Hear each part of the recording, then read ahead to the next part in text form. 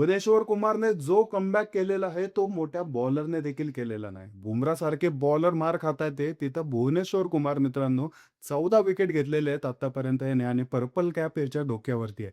मित्रांनो, भुवनेश्वर कुमारची बॉलिंग ही स्विंगसाठी ओळखली जाते आणि काल दिल्ली कॅपिटल्सच्या विरोधात हा स्विंग दिसून आला. 3 विकेट भुवनेश्वर कुमारने घेतले.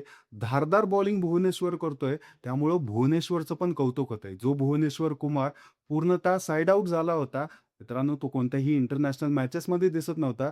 आता सिलेक्टर्सला पण विचार करावा लागेल, की भुवनेश्वरला आपण कन्सिडर करू शकतो. मित्रांनो, 2027चं वर्ल्ड कप येतंय. या वर्ल्ड कपसाठी आपल्याला स्विंग असणारे गेंदबाज पाहिजेत, बॉलर पाहिजेत, जे की साऊथ आफ्रिकेच्या त्या पिचवरती खेळू शकतील. मित्रांनो, साऊथ आफ्रिकेमध्ये वर्ल्ड कप म्हणल्यावरती तुमच्याकडे त्या क्वालिटीचे बॉलर्स पाहिजे. याच्यामध्ये भुवनेश्वर जो एक्सपिरियन्स बॉलर आहे, तो जर परत आला, तर भारताची चांदीच चांदी आहे. आणि सर्वात महत्त्वाचं म्हणजे मित्रांनो, एकही असा बॉलर आत्तापर्यंत आय-पी-एलच्या माध्यमातून समोर आलेला नाहीये, जो की प्रॉपर स्विंग बॉलिंग करू शकल, चांगला पेस टाकू शकल आणि विकेट काढू शकल. येतंय मार खातंय, परंतु जे जुने प्लेयर आहेत, जो जुना भुवनेश्वर कुमार आहे, तो स्वतःचा डॉमिनन्स दाखवताना दिसतोय या आय-पी-एलमध्ये.